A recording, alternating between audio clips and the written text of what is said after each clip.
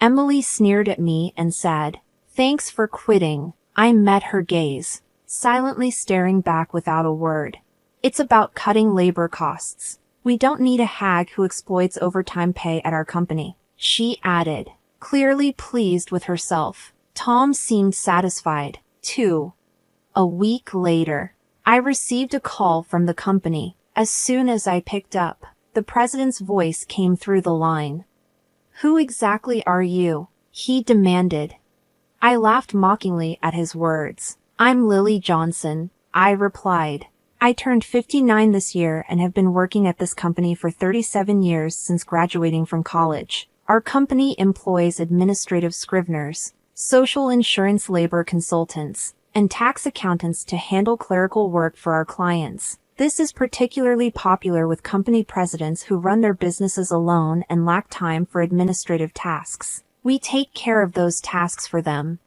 I worked in the tax department. I had earned my bookkeeping and tax accountant qualifications during college, which is why I joined the company in the first place. Currently, I manage 45 clients, which keeps me extremely busy. Although a part-timer helps with the accounting entries, the workload is still overwhelming. However, I refuse to show any weakness. Our clients have been with us for a long time, and many have faced their fair share of hardships. Seeing them deal with adversity motivates me not to give up.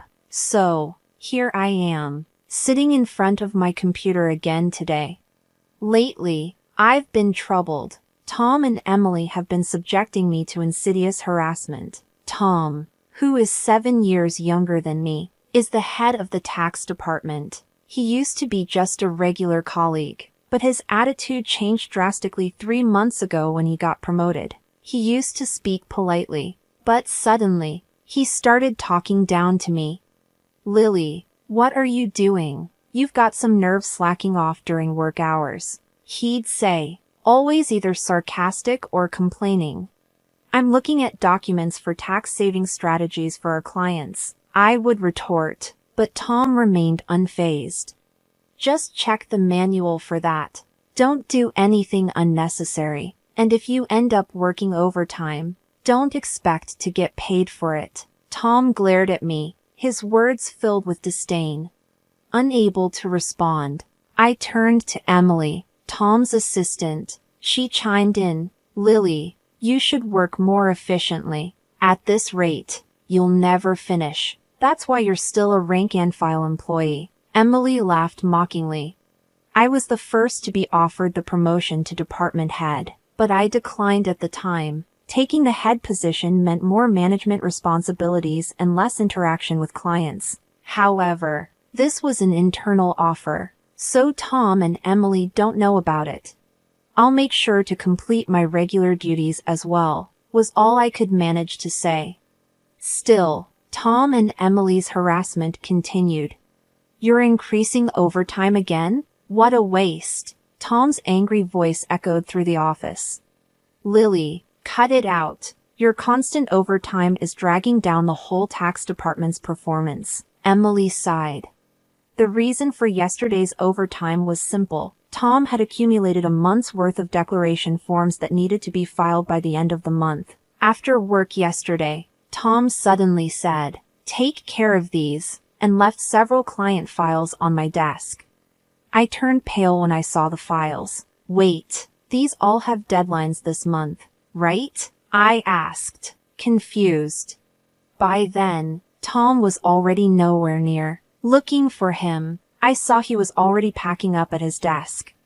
"I'm heading out. Take care," he said and quickly left the office. "Good luck." Emily followed Tom out, laughing mockingly.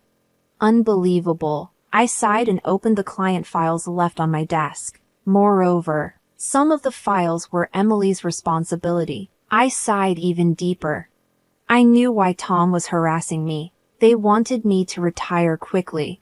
I have more experience and deeper knowledge of taxation than he does. So other members of the tax department come to me with their questions instead of Tom. There are other reasons why everyone avoids Tom. He looks greasy and unapproachable, and the only female employee who stays near him is Emily. Tom likes young women, which is probably why he wants me to retire, so the other female employees will rely on him more. It's such shallow thinking. It gives me chills. There's also the fact that he simply doesn't like me. Emily was harassing me to curry favor with Tom. Tom evaluates the performance of the tax department, so she probably wanted to undermine me to get a good evaluation from him.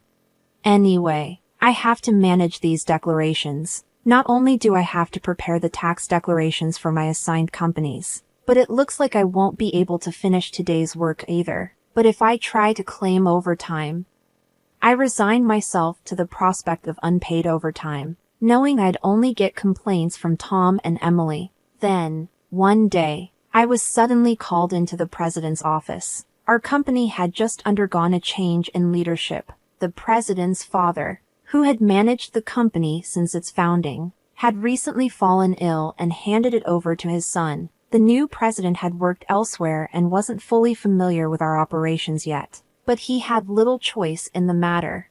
"Excuse me," I said as I entered the president's office. I noticed Tom and Emily were already there, both with unpleasant smirks on their faces.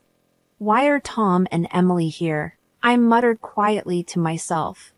In this tense and strange atmosphere, the president spoke. "Lily, we'll need you to resign by the end of this month." "Excuse me? What do you mean?" I asked, my mind spinning. "I've heard from Tom and Emily that you've been overbilling for overtime," the president explained. "Other members of the tax department only have about 15 hours of overtime per month, but you're already over 80 hours. Don't you find that odd? Tom and Emily have 0 overtime this month. Impressive, right?" He looked at me sternly. The reason my overtime was so high this month was that I was doing Tom and Emily's work. But if I said it was Tom's instructions, it would make me seem incapable of managing my own time. So I just stated the facts. I haven't overbilled for overtime. It's a result of not being able to finish my work within regular hours. The president sighed deeply. "I'm doubtful, but there's no evidence, so I won't pursue it further. However, we can't continue to employ someone who works that slowly, so I want you to resign." The president seemed to have made up his mind. I was being asked to leave the company I had dedicated my entire 37-year career to. I felt exhausted. No matter how much extra work I did, it was never appreciated. Instead, I ended up taking on Tom and Emily's tasks as well. "Yes, I understand. I'll resign at the end of this month," I found myself saying to the president. I glanced at Tom and Emily, who were smiling smugly, clearly pleased with the outcome. After leaving the president's office, Emily looked at me and said, "Thanks for quitting," sneering as she met my gaze. I silently stared back at her. Tom gave me the same condescending look. "We're cutting labor costs. We don't need a hag who exploits overtime pay at our company," he added, clearly pleased with himself. While watching the two of them chatter cheerily, I thought about the handover process and began creating the handover documents for all my clients. Of course, I didn't miss saying goodbye to the people I was handing over to. For the clients I couldn't meet in person, I sent letters informing them of my successor. A week after I resigned, I was finally relaxing at home. I had been busy with the handover until my last day and had been extremely busy even before that. A little relaxation seemed well-deserved. Just as I was thinking this, my mobile phone rang. The call was from the company. What could they want now? I made sure to take care of the social insurance procedures. I didn't answer the phone initially, but then the company called several more times. In fact, I had also received several calls from Tom and Emily's personal mobile phones. Perhaps they thought I'd answer if the call came directly from them. Reluctantly, I decided to pick up. "Hello? Lily, it's a mess right now." As soon as I answered, the president's voice came through. "Who exactly are you?" I laughed mockingly at his words. "Who am I? Just an unemployed lady. I've resigned from the company, and I'm nothing else right now." The president spoke urgently. Since you left, we've had 49 calls to stop transactions with the company. Please come back immediately. He finished speaking and hung up. He must be really panicked. I guess I have no choice. I got up reluctantly and headed to the company. As soon as I arrived, I saw Tom and Emily waiting. Their faces were pale, and they both had dark circles under their eyes. "What's wrong with both of you?" I asked, surprised at their drastic change in appearance. Tom glared at me. "Since you left, we've been getting calls one after another to stop transactions, not just from your clients, but from prospective companies we were planning to introduce. What did you do?" Emily looked at me with suspicion. I never thought Lily would do something so underhanded. I'm truly disillusioned. The reason they both looked so haggard was probably due to dealing with all the cancellations. Of course, I hadn't done anything to the clients, but I had a guess why they were canceling their transactions. "Well, the cancellations might be unavoidable this time," I muttered. Tom yelled, "So you did do something, didn't you? Get to the president's office now."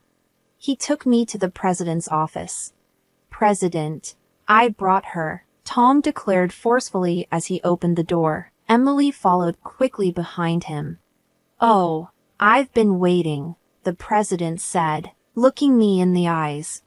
Tom accused me as if I were the culprit. "It appears that Lily was involved in the cessation of transactions with our clients. We should not only make her resign but also sue her for damages," Emily argued vehemently, though she spoke carefully in front of the president.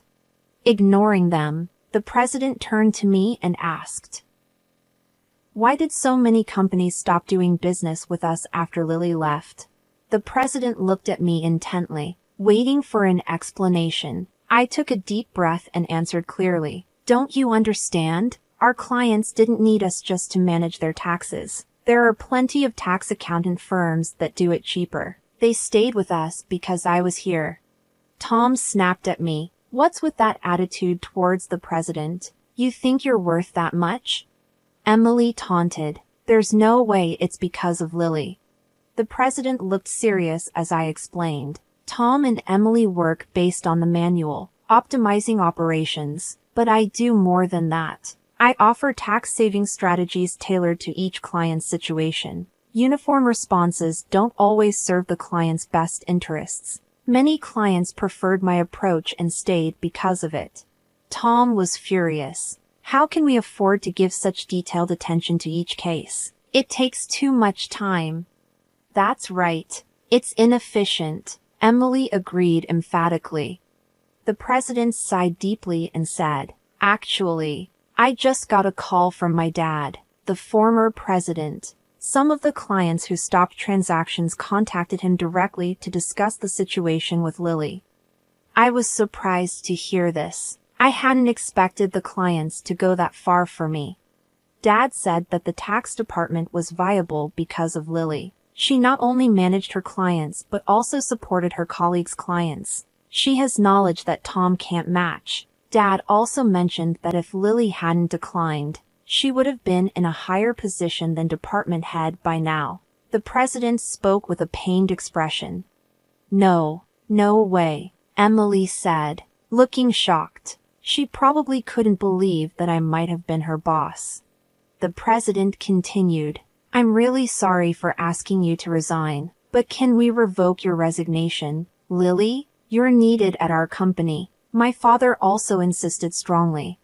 I was honestly happy about the president's change of heart, but I couldn't accept his offer immediately. Then Tom interrupted our conversation. "President, what do you mean she's better than me? I can't accept this." Tom was visibly upset. Emily protested as well. "Tom is a wonderful boss who cares for his subordinates, and yet you choose Lily over him? That's unacceptable." The president looked sternly at them. "Actually, since Lily resigned, we've received numerous complaints from the tax department. You two seem to have been pushing your work onto others, haven't you?" "What? Why would you?" Tom's face turned pale. The president continued with a look of disgust. "I've heard from the employees that you, Tom, have been assigning your client declaration forms to your subordinates, including Emily's work for many clients. Standing next to Tom, who was getting paler, Emily trembled as her name was mentioned. There was also a report that you've been pushing your work onto Lily until she resigned. You were calling her a salary thief, but it seems the roles were reversed, weren't they? The president sighed. No, that's not. Tom was visibly flustered, unable to come up with an excuse. Observing Tom and Emily turning pale together, the president continued. Also, there was a report that you two are in a relationship. You were often seen leaving work together. But, Tom, you're married, aren't you? The president glared at Tom and Emily. I was just mentoring Emily as her superior. Nothing inappropriate. Tom struggled to find the words. The president produced several receipts. These are receipts questioned by the accounting department. These dining expenses filed by Tom. Who were they with? Certainly not clients, right? Tom was sweating profusely, unable to speak. Emily's face turned ghostly pale. Tom and Emily, you've neglected your duty and inflated expense claims. Plus, you're having an affair in the office despite being married. According to company policy, I'm terminating your employment as of today, the president told them calmly and straightforwardly. Tom and Emily tried to resist. Please wait. I'll retract the receipt claims. Just don't fire me. I have a family, Tom pleaded desperately. Emily did the same. Please. I don't want to be fired. I'll apologize to Lily and the others for offloading work on them. She was on the verge of tears, realizing the severity of being fired for neglecting work and having an affair with a supervisor. She must have been worried about her reputation. I advised them, why don't you just stop resisting? It's undignified. Tom glared at me. Shut up. What would a single person like you understand? I sighed and replied, Tom, you were the one who got me fired. It's just karma. What goes around comes around. Why don't you take some responsibility and reflect a bit? Damn it. Tom looked frustrated, and Emily bit her lip. And I haven't reported this yet. But there's more to Tom and Emily's misconduct. Should I share more details? I asked the president with a smile. Tom and Emily's behavior was well known in the tax department. Their stories had reached me, whether I liked it or not. No, please don't. Lily, stop. They both pleaded frantically, trying to stop me. I gave them an ultimatum. Wrongdoings eventually come to light. It would be better for you to face reality before it gets worse. At my words, both of them collapsed to their knees. Ultimately, Tom and Emily were fired on the spot. I revealed their misdeeds afterward, which included Tom faking business trips to spend time with Emily and harassing employees they disliked into quitting. I tried to help those employees, but Tom and Emily's tactics were insidious. They repeatedly reprimanded and pressured employees out of my sight. It was also common for them to suddenly assign work with tight deadlines. The employees who resigned had asked me to keep quiet, but now they are happily working at other companies, so I decided it was okay to speak up. The president was furious at my revelation. He expressed his anger about cutting their final salaries and planned to thoroughly investigate past inflated expense claims.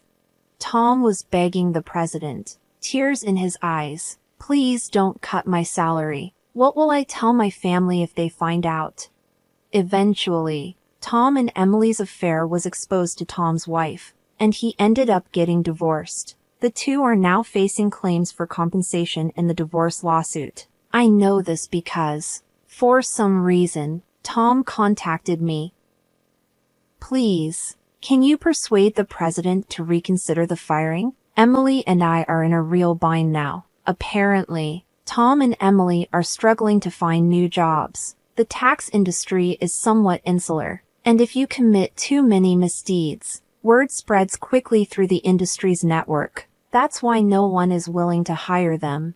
However, they need money for divorce compensation and living expenses. So now they're working day labor jobs. Like at construction sites. People used to office work suddenly doing hard labor outdoors must be tough. Emily often calls me crying. Lily, please help.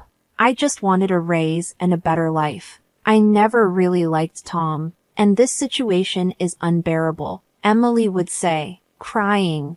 However, Tom and Emily's predicament is their own doing. Many people, including myself, have been victims of their actions. So I told Emily, this is all your own fault. Emily, you can't unring a bell. It will be hard to return to the same path. You're just going to have to deal with the hardships. No way, Emily cried out in despair. This was the outcome of Emily's actions. I hope she continues to regret her actions in the future. As for me, I'm still enjoying a relaxed lifestyle away from work. The president has been begging me to return, but I have declined. After being told once to resign, I don't think I'll go back.